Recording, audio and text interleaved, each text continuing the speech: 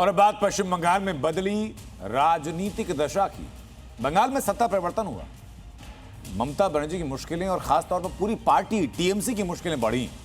बंगाल की गद्दी खो चुकी है ममता, अब टीएमसी की भी उनसे छिड़ने के कगार पर। उसी पर अब ईडी ने ममता बनर्जी को 440 करोड़ रुपए का झटका दिया और हालत यह कि ममता गुस्सा बीच सड़क पर अपनी ही पार्टी के कार्यकर्ताओं पर उतरा।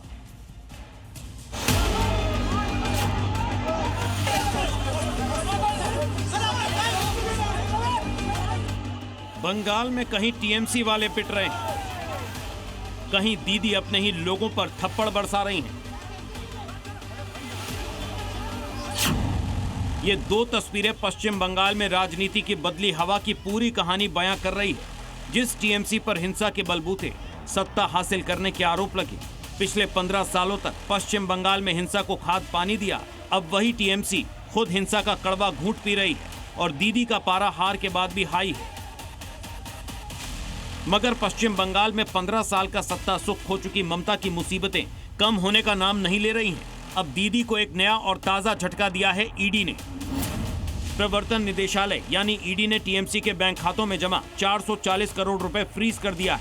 ईडी ने इस कार्रवाई के पीछे एविएशन कंपनी केयरवेल और उससे जुड़ी एक कंपनी के खाते में हुए ट्रांसफर को वजह बताया है। जानकारी के मुताबिक 2023 से 2026 के बीच इन कंपनियों को 160 करोड़ रुपए ट्रांसफर किए जाने की बात सामने आई है और अब ईडी वित्तीय लेन देन में धोखाधड़ी के एंगल से जांच की बात कह रही है। रिटायर्ड जस्टिस सुब्रत तालुकदार को स्पेशल ऑफिसर अपॉइंट किया है कलकत्ता हाईकोर्ट ने।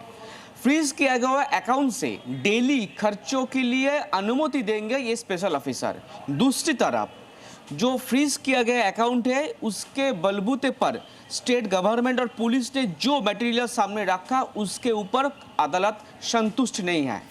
इसी मामले में ईडी ने मंगलवार को कोलकाता में 5 ठिकानों पर रेड भी की थी, जिसमें केयरवेल ग्रुप ऑफ कंपनीज और उसकी विमान चार्टर सेवा संचालित करने वाली company Carewell aviation India private limited को करोड़ों की पेमेंट की बात सामने आई थी। लेकिन अब ईडी की तरफ से 440 करोड़ का झटका मिलने के बाद ममता बीजेपी पर भड़की हुई हैं।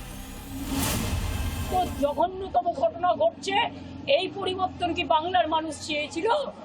বাংলার মানুষ যদি পরিবর্তনই চেয়ে থাক, আমরা বলি শান্তি আসুক, স্বস্তি আসুক, ধর্ষণ কমুক, অত্যাচার কমুক, আমাদের কোর্টে গিয়ে পারমিশন নিতে হচ্ছে।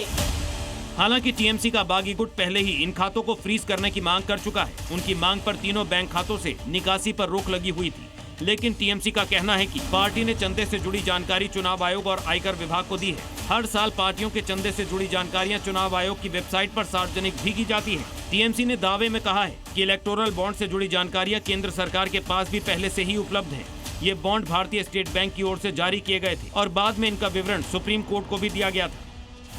लेकिन ईडी की कार्रवाई के बाद अब टीएमसी केंद्र सरकार पर राजनीतिक विरोधियों को निशाना बनाने के लिए केंद्रीय एजेंसियों के उपयोग का आरोप लगा रही है।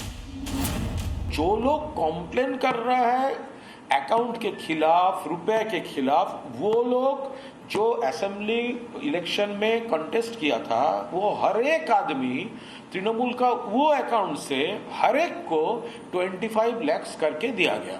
तो वो लोग एक्सेप्ट किया, इलेक्शन फाइट किया, कोई जीता और अभी बोल रहा है वो खराब है। देखिए, ये तो सब जुडिस मैटर है, कोर्ट इसके बारे में संज्ञान ले रही है।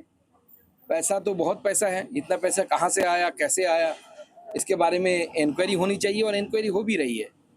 पूरे देश में बीजेपी तो सबसे बड़ा पॉलिटिकल पार्टी है, इतने सारे स्टेट में बीजेपी पावर में है, लेकिन बीजेपी के बाद ही जिसको वो जो हेल्प मिला था, मतलब फिनेंशियल जो बॉन्ड उस समय जारी किया था, इलेक्टोरल बॉन्ड जिसे बोलते हैं, उस इलेक्टोरल बॉन्ड में सबसे ज्यादा पैसा मिलने वाला पार्टी टीएमसी रहा।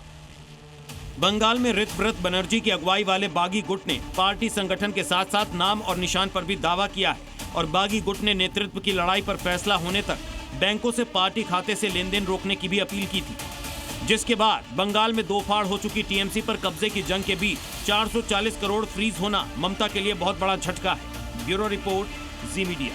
दादी के हाथों का जादू और खुशबू से महकता घर। MDH गरम मसाला, असली मसालों से भरा हूँ मैं, क्योंकि हर रिश्ता है स्वाद से जुड़ा।